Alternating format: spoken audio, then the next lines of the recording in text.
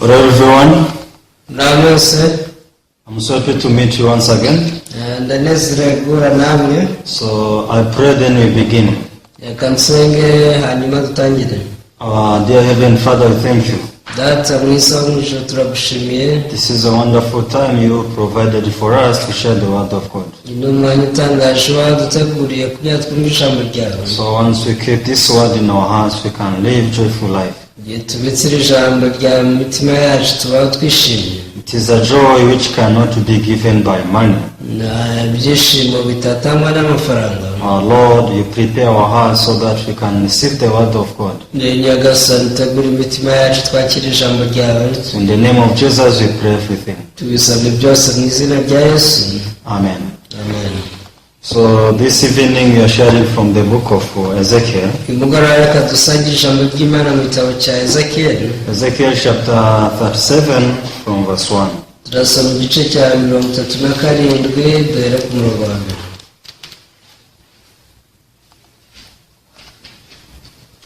So the book of Ezekiel chapter 37 from verse 1.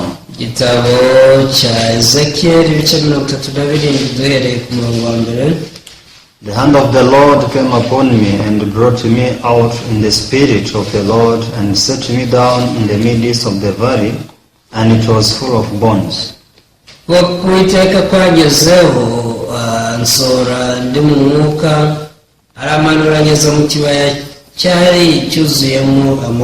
Then he caused me to pass by them all around, and behold, there were very many in the open valley, and indeed they were very dry.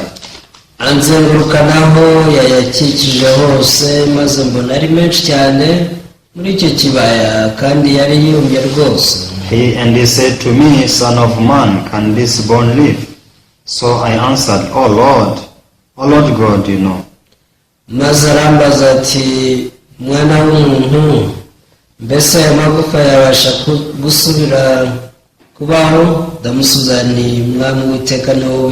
Again he said to me, prophesy to these bones, and he said to them, O dry bones, hear the word of the Lord.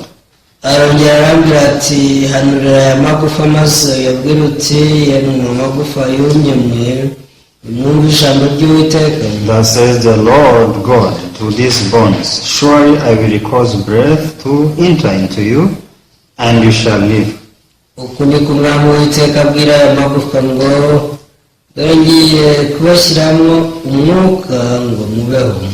I will put sinews on you and bring flesh upon you, cover you with skin and put breath in you, and you shall live. Then you shall know that I am the Lord.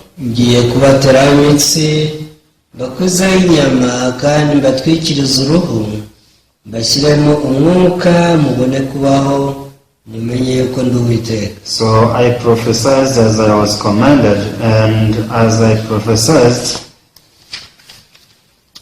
there was a noise, and suddenly a rattling, and the bones came together, bone to bone.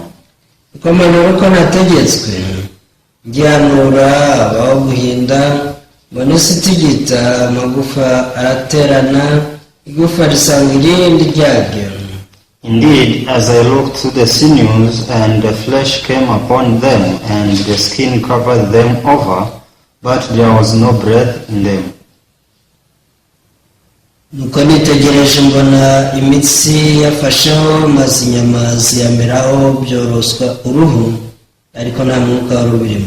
Also he said to me, prophesy to the breath, prophesy, Son of man, and he said to the breath, thus says the Lord God, come from the four winds, O breath, and breathe on this slain, that they may live.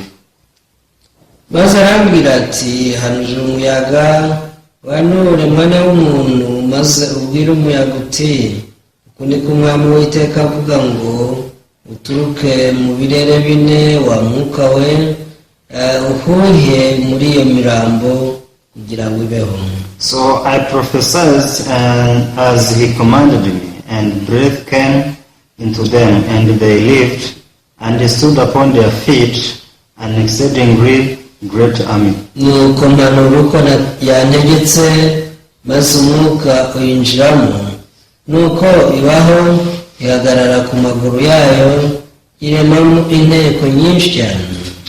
Then he said to me, Son of man, these bones are the whole house of Israel. They indeed say, Our bones are dry, our hope is lost, and we ourselves are cut off. Maze arambwira ati, mwana w'umuntu, ayo magufa ni ay'ab'inzu ya Isirayeli yose. Dore baravuga bati, amagufa yacu arumye, kandi ibyiringiro byacu biraheze, twaciwe burundu. Therefore prophesy and say to them, Thus says the Lord God, Behold, O my people, I will open your graves and cause you to come out from your graves and bring you into the land of Israel. Nuko rero hanura ubabwira uti, uku niko Umwami Uwiteka avuga ngo, dore ngiye gukingura ibituro byanyu, bibakuremo mwa bwoko bwanjye mwe, nzabagarura mu gihugu cya Isirayeli. Then you shall know that I am the Lord when I have opened your graves, all my people, and brought you up from your graves.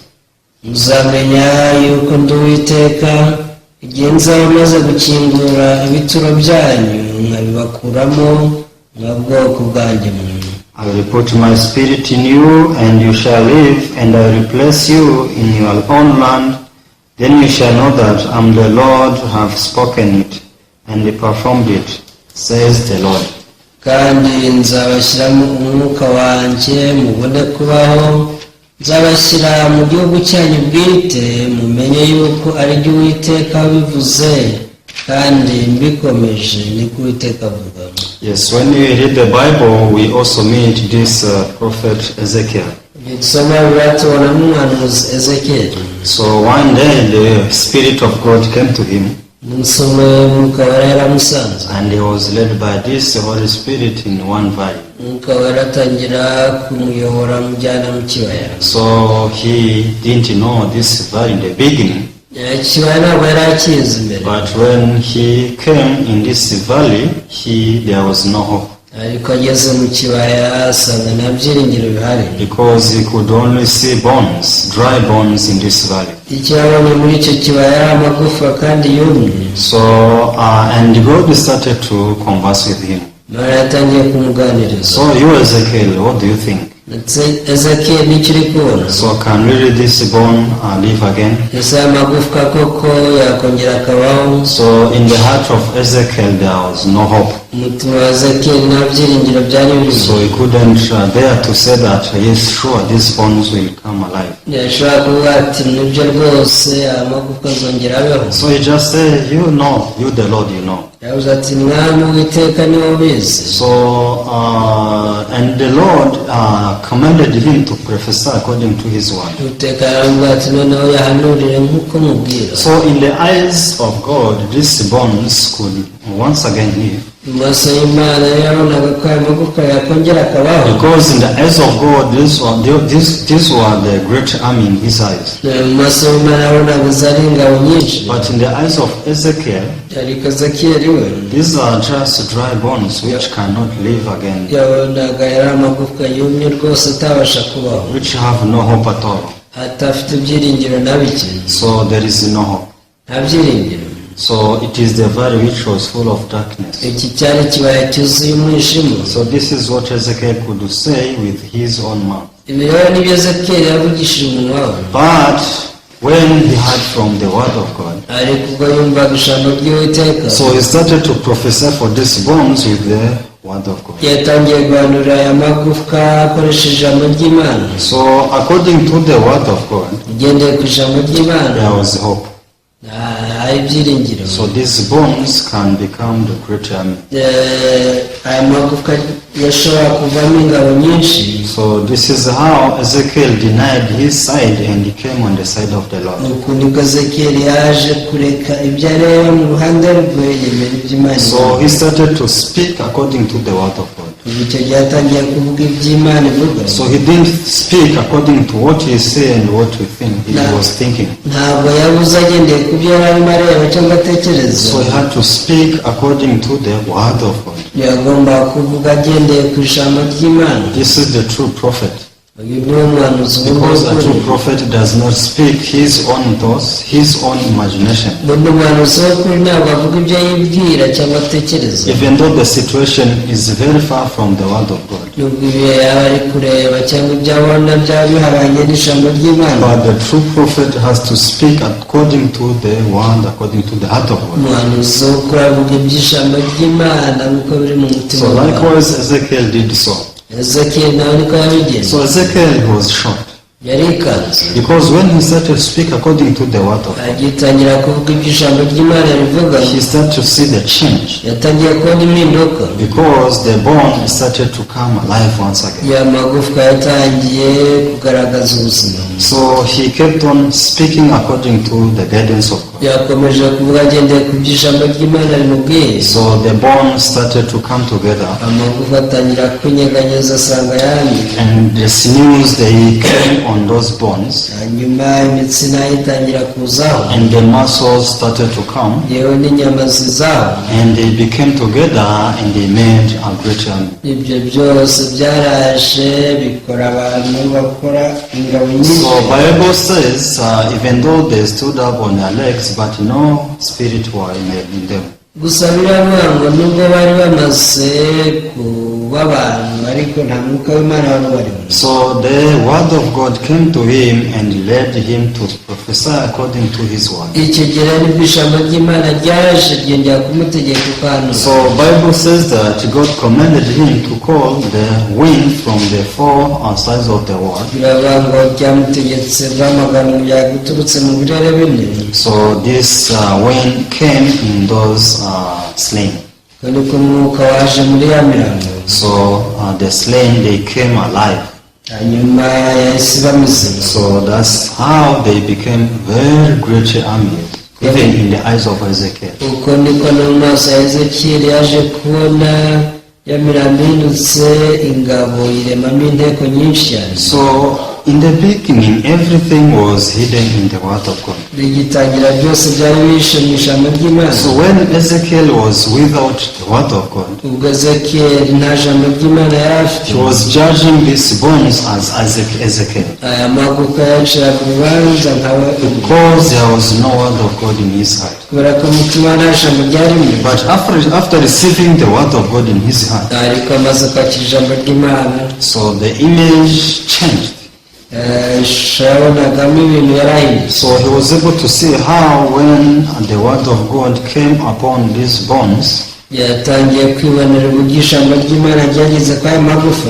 everything changed. Ibintu byose bigahinduka. So what does Bible want to tell us? None Bibiliya ni iki ishaka kutubwira? What can we learn through this story? Ni iki twakwigira muri iyi nkuru? What can we learn through this prophecy of Ezekiel? Mu buhanuzi bwa Ezekiyeli twakugiramo So iki? you may think that it has nothing to do with you. Ushobora gutekereza uti ibi nta hantu bihuriye nanjye. But this prophecy has something to do with me, has something to do with you. Ariko ubuhanuzi bufitanye isano nanjye ndetse nawe. So if you receive it as yours, Nubwakira nk'ubwawe, it will bring a great impact in your life. In your spiritual life. burazana ingaruka ikomeye mu buzima bwawe. But if you just count it as a story which is in the book of Ezekiel chapter 37, Ariko ibintu bifata nk'inkuru nyine yanditswe muri Ezekiyeli ibice 32. it will have nothing to do with you. Nta kintu rwose bihurira So hamwe. even though you have the Bible and you always read this story, Nubwo waba ufite Bibiliya buri gihe usoma iyi nkuru, it will become just a story which is in your Bible. izahinduka inkuru isangwa mu gitabo cyawe cya So, Bibiliya. but when we read the Bible, we can see that this prophecy, it has something to do with our spiritual life. Gusa mu gihe dusoma Bibiliya tubona ko ubuhanuzi bufitanye isano n'ubuzima bw'umwuka. So yet, the Bible is saying that these bones are the family or families of Israel. Family of Biravuga Israel. ngo iyi mirambo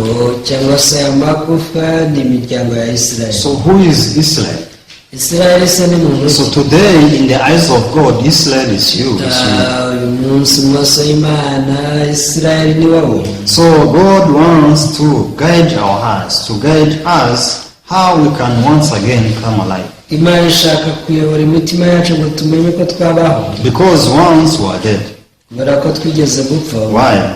Kubera iki? Because of the problem of sin. Kubera ikibazo cy'icyaha. As you know, when Adam was put in the Garden of Eden, kugira ngo murabizi ko ubwo Adamu yashyirwaga mu ngobyi ya Edeni. So when you read the book of Genesis chapter 2 verse 17, bitangira ibice biri umurongo wa 17. So but God told him, don't, if you eat of the tree of knowledge of good and evil, you shall surely die. Imana yaramubwiye iti nurya ku giti cy'ubwenge bumenyesha icyiza n'ikibi no kuruzapfa. You shall surely die. Ni ukuri rwose uzapfa. This was the true word of God. Iri ryari ijambo ry'Imana ry'ukuri. So we don't need to ask ourselves if Adam died or not. Ntabwo dukeneye kwibaza ngo se ubwo Adamu yarapfuye.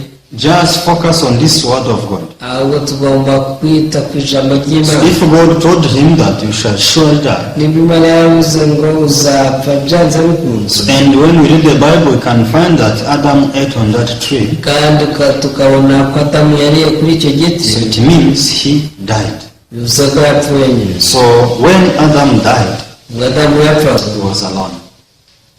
yari wenyine. But where was me and you? asa nanjye twari turiye. So all of us were in him. burya twese twari muri we. So it means when Adam died, bivuze ko Adamu yapfaga, I was dead and you too. nanjye narapfuye nawe nuko wapfuye. It means we died into him. twapfiriye muri we.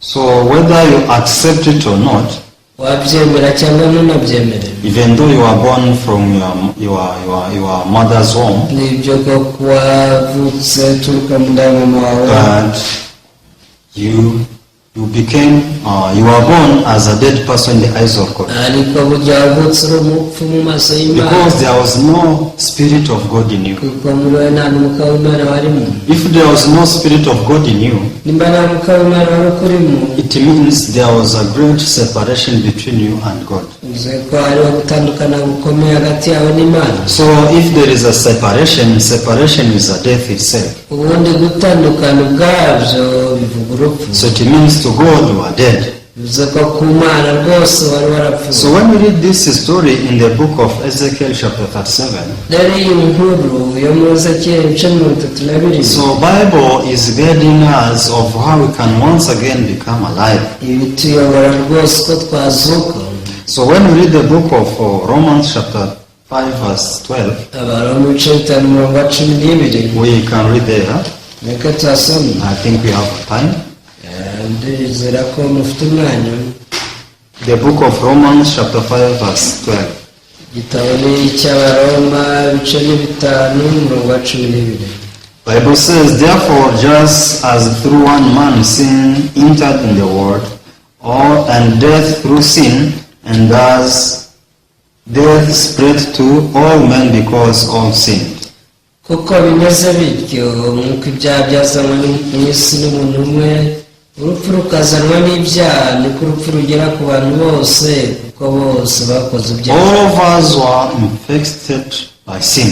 twese twandujwe icyaha. But this is the problem in the spiritual life people have. gusa iki ni ikibazo abantu babana nacyo mu So buzima. as soon as people they are born in their mother's womb, abantu iyo bakivukira muri iyi si bava mu nda y'abantu, as they grown up, mu gihe bari gukura, so they think they are alive in the eyes of God. batangira kwitekereza nk'aho ari bazima no ku Mana. They are deceived by Satan to think that we have to serve the Lord well. Satani arabashuka akavuga ngo mugomba gukorera Imana neza. So even though they have nothing to do with God, nubwo nta kintu baba bahuriyeho n'Imana, they live their life to please God. batangira kubaho ubuzima bwo gushaka kunezeza Imana. As long as you have no spirit of God in you, you cannot please God. ariko igihe cyose udafite umwuka w'Imana muri wowe ntiwayinezeza, Because you cannot satisfy His heart. ntibishoboka rwose ko wanezeza ngo Imana. Since there is no connection, you cannot please Him. kubera kudahujwe nayo ahubwo watandukanye nayo As rwose long as you are uranezeza. born with the problem of sin in your heart, kubera ko wavukanye ikibazo cy'icyaha you are dead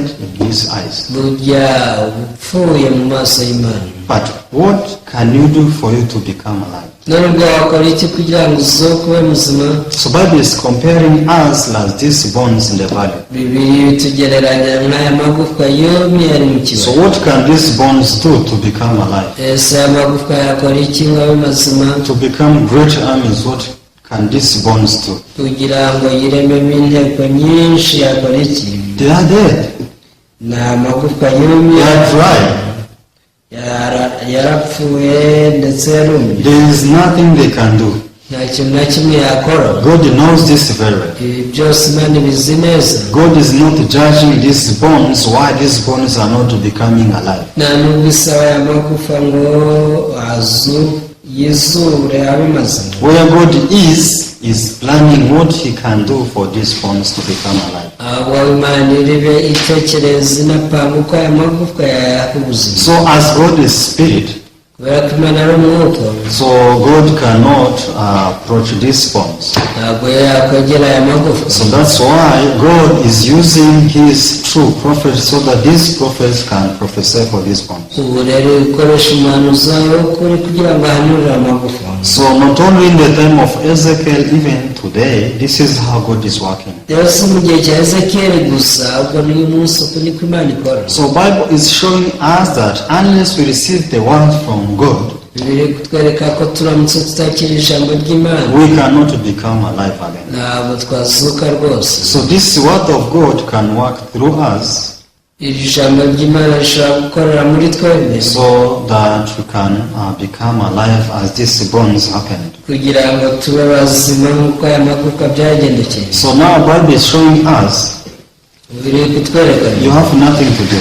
nta kintu ufite rwose wowe. Just listen and receive the word of God. tegera amatwi ijambo ry'Imana. As you listen and receive this word of God, niwakirira ijambo ry'Imana, this word of God will change everything. iri jambo ry'Imana rizahindura ibintu byose. You will become alive in the eyes of God. uzaba muzima rwose mu maso You y'Imana. will become a child of God. uzahinduka n'umwana w'Imana. Don't be deceived. ntugashukwe rero. Who told you that if you perform well, we will please God? ninde wakubwiye ko nukora ibyiza uzanezeza Imana? So you can't do well because you are like these dry bones. burya nta cyiza wakora kuko umeze nk'amagufwa yumye. So as these dry bones could not help themselves, uko amagufwa yumye atashobora kugira icyo so yifasha, likewise we have nothing to help ourselves. natwe ntacyo dufite twakwikorera. So we need to accept this. This is our true image. icyo dukeneye ni ukwemera ibikunisho yacu y'ukuri. But the most problem people have as they live the spiritual life, ariko ikibazo abantu benshi bagira iyo baba ubuzima bw'umwuka, so they think that they are great. batekereza ko bakomeye, They think that they can do well.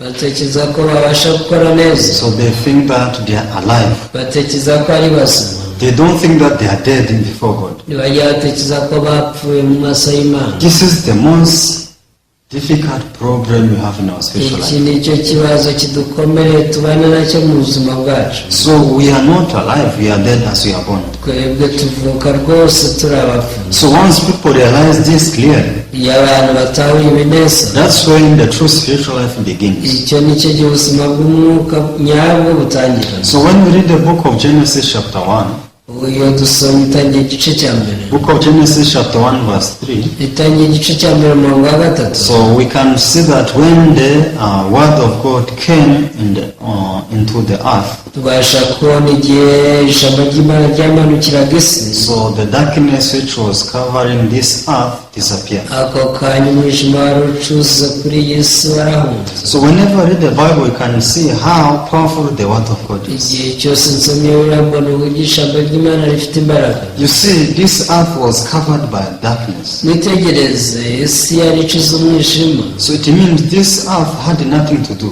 bivuze ko nta kintu yabashaga gukora, It had nothing to do to get rid of this darkness. nta kintu yashobora gukora kugira ngo ikire uyu mwijima. So it is not that this earth was not willing to receive light. si uko itashaka kwakira umucyo, So it was willing so much.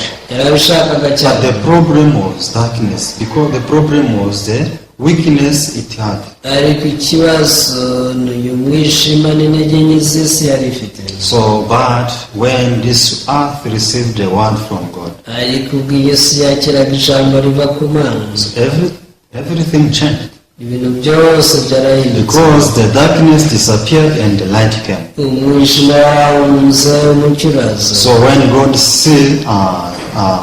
when God saw the light, it was good. ubwo Imana yabonaga umucyo yavuze ko ari mwiza. So who brought light in the earth? none ninde wazanye umucyo mu isi?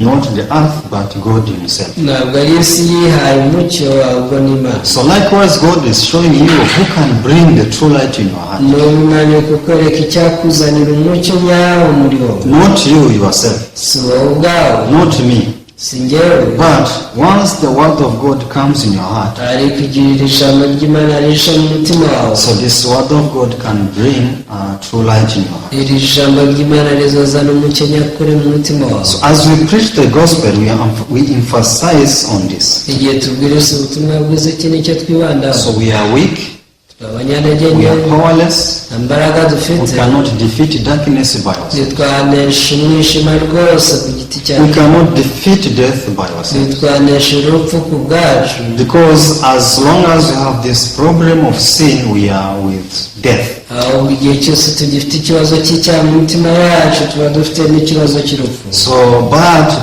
people, they don't admit that they don't have power to defeat death.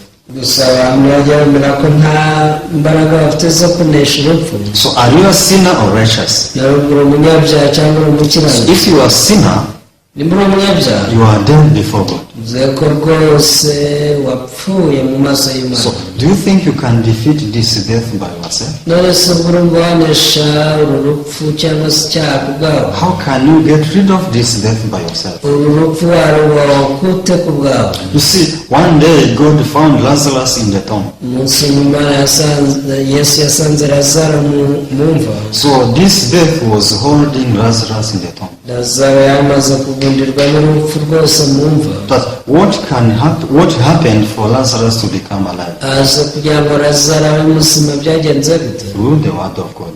ni ijambo ry'Imana n'ubu. When Jesus sent his word in the tomb, Yesu ubwo yoherezaga ijambo rye mu gituro, Lazarus come out. akavuga ati Lazaro sohoka. So this word of God went and worked powerfully, and this word made Lazarus to become alive and iri came out. jambo ryarinjiye rwose rigira Lazaro muzima, riranamusohora mu mva. So what people did for the daughter of Silas can become alive. ni icyo abantu bakoze kugira ngo umwana wa Yayiro w'umukobwa abe muzima. So only the word of Jesus. ni ijambo rya Yesu ryamukanguye. So when Jesus entered in the room, ubwo Yesu yinjiraga mu cyumba, so the death was covering the room. urupfu rwari rwamaze kuzura icyumba cyose. Everyone was crying because of the death in his house. abantu bose barimo barira kubera urwo rupfu. So once Jesus spoke his word, ariko Yesu ubwo yavugaga ijambo rye, oh, Talisa Kumi, stand up. yavuze ati gakobwa haguruka. So this girl was able to stand up. ka gakobwa karahagurutse. So what I'm trying to show you is that, icyo ndi kugerageza kubabwira ni uko so there is nothing which can be solved in our spiritual life unless we receive the word of God. nta kintu rwose cyakemuka mu buzima bwacu keretse twakira ijambo ry'Imana. So as long as we are sinner, as long as we have this problem of sin in our life, igihe cyose tugifite ikibazo cy'icyaha mu buzima bwacu, this is darkness, this is death, this is the death Bible is talking about. tuba dufite urupfu, tuba dufite umwijima mu mitima yacu. icyo nicyo biri It tubwira. is impossible for us to come out by ourselves. ntabwo rero byadushobokera kwisohora abantu. But as Lazarus received the word, had the word of God, ariko nk'uko Lazaro yakira ijambo ry'Imana mu buryo bugoranye, likewise we need to listen and receive the word of God. natwe dukeneye kumva twakira ijambo ry'Imana. As the daughter of Jairus received the word of God, nk'uko umwana wa Yayiro yakira ijambo ry'Imana, so likewise we need to listen and receive the word of God. natwe dukeneye kumva ijambo ry'Imana tukaryakira. So as the earth in the book of Genesis chapter 1 received the word of God, nk'uko ku isi yakira ijambo ry'Imana mu itangiriro igice kimwe. So we also need to receive this word of God in our heart. Natwe dukeneye kwakira ijambo ry'Imana mu mitima yacu. But do you know what people are doing in their spiritual life today? So wabuze uburyo abantu baba ubuzima bw'umwuka uyu munsi. They are pouring their power, their energy so much so that they can come out of this darkness. Bashyira imbaraga zabo zose n'umwete wabo wose ngo barebe ko bakwisohora mu mwijima. They are praising, they are worshiping, they are giving money, they are sacrificing their time so that they can defeat death by themselves. Bararamya bagahimbaza bakiriza ubusa batanga amaturo menshi bakitanga mu buryo bwose ngo babohoke icyaha. So when people they are feeling that they are hot in their hearts, iyo abantu biyumvisha bashyushye cyane mu mitima yabo, they little bit have hope that maybe the problem was solved. bisa naho biteye akanyabugabo kabatuye ikibazo kigiye gukemuka. So when they are in the churches, they think so. Iyo bakiri mu rusengero rwose nuko babitekereza. But when they are going back home, reka ariko bagere hanze basubiye mu rugo, they feel safe. bumva nta cyahindutse. So they become as before entering the church. Icyo gihe bahinduka nk'uko bari bameze na mbere y'uko binjira mu rusengero. Why? Kuki? Because they are thinking that what they are doing can make them get free from death. Batekereza ko ibyo bakora byabohora urupfu. But it is not so. This is not the way the Bible is teaching us. Ariko iyo siyo nzira Bibiliya kutwigisha. Just receiving the word of God. Kwakira ijambo ry'Imana byonyine. What is the word of God that you are supposed to receive? Nonse ubwo ijambo ukeneye kwakira ni irihe? So what does Ezekiel do? Ezekiel yakoze iki? He spoke the word of God. Yavuze ijambo ry'Imana. When we read the book of Ephesians chapter 2, Mu Efeso ibice bibiri. I want you to know what kind of word of God you need to receive. Nkeneye ko mumenya ni irihe jambo ry'Imana mukeneye kwakira. Ephesians chapter 2 from verse 4.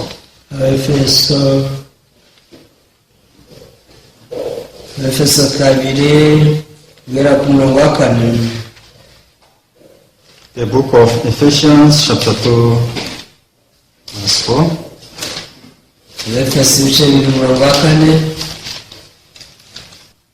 But God, who is rich in mercy, because of His great love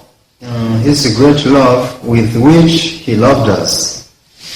Ariko kubera ko ari umutunzi w'imbabazi yaduhinduranye bazima na Kristo. Even when we were dead in trespasses, made us alive together with Christ. By grace you have been saved. Kubw'urukundo rwinshi yadukunze, ubwo twari dupfuye tuzize ibicumuro byacu, ubuntu nibwo bwabakijije. And raised us up together and made us sit together in heavenly places in Christ Jesus. Nuko tuzurana nawe twicaranye nawe mu ijuru mu buryo bw'umwuka turi muri Kristo Yesu. Yes, this is what the Bible is telling us. Iki ni cyo biri kutubwira. Once you are dead, kimwe twadupfuye. this is what the Bible says. Nicyo biri kutubwira. But again, Bible is saying, ariko biri kongeraho ngo God made us alive again together with Jesus. Imana yatuzuranye noneho na Yesu. But why God did it so? Ese kuki Imana yabikoze? So as I told you in the beginning, nababwiye nyitangira, since we are born from Adam, kuba twavukira muri iyi si tukomoka kuri Adamu, we are born with this death. twavukanye urupfu. It is not physical death, but it is the spiritual death. urupfu rw'umubiri ahubwo ni urupfu rwa roho. Because Bible is telling us the issue of the spirit. So we learn spiritual life based on the Bible. So once we are dead because of sin. So since we cannot defeat death by ourselves, so God allowed Jesus to die. Why did Jesus die? The reason why Jesus died cyatumye Yesu apfa It's because I and you, we became sinners. nuko njye nawe twabaye abanyacyaha And we could not defeat sin by ourselves. ntitwabashije kunesha icyaha ku So the bwacu. reason why Jesus died is because he came to defeat death instead of us. icyatumye Yesu apfa ko ari ukugira ngo aneshe urupfu mu mwanya wacu. So since Jesus died, Bible is saying, kubera ko Yesu yapfuye rero biratubwira ngo he raised up again. yaratuzuye amaze kuzuka, He raised up and we raised together with him. yatuzuranye nawe rwose. So let me say like this. reka mbabwire gutya, So I am drawing in the water. reka twibaze ko ndi kuroha mu maso. So since I'm struggling to overcome this water, mu gihe rero ndi guhatana ngo mbashe kunesha aya mazi atanyica, so someone can see me and says that this person does not know how to swim. hari umuntu mbona akavuga ati uyu rwose ntazi no koga. So since I'm approaching death, mu gihe rero ndi gusatira urupfu, so someone who knows how to swim, wa wundi uzi koga ahita aza he's the one who can become my savior. akampindukira umukiza. So if I don't meet, I may not meet this person, ndamutse nawe n'uyu mukiza rero, so the death will keep holding me. urupfu rwose ruzantwara. But if I see someone who knows how to save people from water, ariko igihe muhuye n'umuntu uzi kurohora abantu, so he will come into the water, azaza mu mazi, then he raised me and I will come up once again together with him. akaza ndohora kandi nzaba muzima nk'uko nawe ari muzima. So once I'm being holded by this water, igihe rero nshigatiwe n'aya mazi, so what I'm thinking about is only death. icyo mba ntekereza ni urupfu gusa. Now I'm dying. ubu ndapfuye. So now this is the last hope. aya ni amahirwe ya nyuma. But if I meet this person, ndamutse ntahuye n'uyu muntu, so this person will take me and put me aside. igihe muhuye n'uyu muntu aransohora akangura muri ayo maso. So now I will say that icyo gihe rero nzavuga nti, if it was not you, iyo atari wowe wandokora, I was only supposed to die. nagombaga gupfa byanze But bikunze. since you saw me and you had mercy upon me, ako wambonye ukangirira impuhwe, so you came and saved me. dore waje urandohora. So this is how Jesus did. Yesu ni uku nguku atugendekera. When God saw every one of us, ubwo Yesu abona abantu be muri twe twese, God was able to see that we are being hoarded by death, all of us. yatubonye rwose atahura ko tugicigatiwe n'urupfu. So this is what God saw with his eyes. ibyo ni byo Imana ibonesha amaso yayo. So when God saw this, he realized that these people, they cannot defeat death by themselves. iyo ibonye iribuka ngo abantu ntibaneshe urupfu ku bwabo. So this is the reason why God decided to send Jesus for us, byatumye Imana yemera kohereza Yesu, so that Jesus can also die as we are dead. kugira ngo Yesu apfe nk'uko twapfuye. So, but God knew that Jesus will rise once again. ariko Imana yari izi ko Yesu azazuka. So since Jesus was supposed to rise once again, kubera ko Yesu yagombaga kuzuka, so God knew that once Jesus raised up, he raised up together with everyone who was dead. Imana yari izi ko Yesu nazuka azazukana n'abandi bose bari barapfuye. So this is what the Bible is telling us in this book of Ephesians. iki ni cyo biri kutubwira rero mu gitabo cy'Abefeso ibice bibiri. So this verse 5 says, umurongo wa karindwi, even when we were dead in trespasses, made us alive together with Christ. By grace you have been saved. ubwo urukundo rwinshi yadukunze ubwo twari dupfuye tuzize ibicumuro byacu, ubuntu nibwo bwadukije. So this is what God wants you to believe. iki ni kimwe ishaka ko wizera. So this is what God wants you to receive in your heart. iki ni kimwe ishaka ko wakira mu mutima wawe. This is the word of God which can save all your life. iri ni ijambo ry'Imana ribasha gukiza ubuzima bwawe. So you are no longer in death, ntabwo ukiri mu rupfu, but when Jesus raised, he raised up together with you. ahubwo Yesu ubwo yazukaga mwarazukanye. So God wants you to have this hope. Imana ishaka kubana n'ibyo. Verse 6 says, and raise us up together and made us sit together in the heavenly places in Christ Jesus. umurongo wa gatandatu uravuga ngo nuko ituzurana nawe twicaranye nawe mu ijuru uburyo bw'umwuka turi muri Kristo Yesu. So Bible says that Jesus is sitting on the right side of the Lord. Biravuga ngo Yesu yicaye iburyo bw'Imana. So it means we are sitting together with God in heavenly places. Bivuze ko twicaranye na Yesu turi muri we ahantu ho mu ijuru. So this is what the Bible is saying. Iki ni cyo Bibiliya iri kutubwira. Because we are in Christ Jesus. Kubera ko twinjiye muri Kristo Yesu. In the spiritual way, we are in Jesus.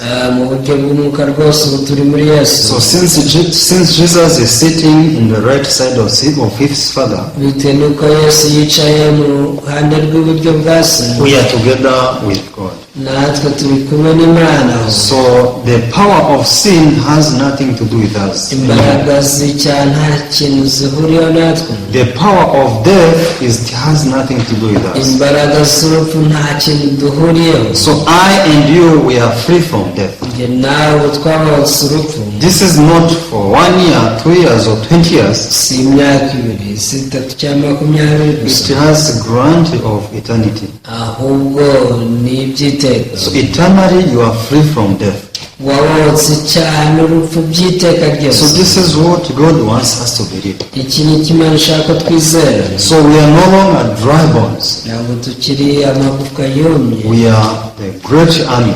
ahubwo turi ingabo z'Imana zikomeye cyane. Now we are holy, we are righteous. Ubu turabera, turabakiranutse. How can you say that someone who is in heaven is a sinner? Ubwo se bavuga ko umuntu wicaye mu ijuru ari In umunyabyaha? heaven there is no sinner.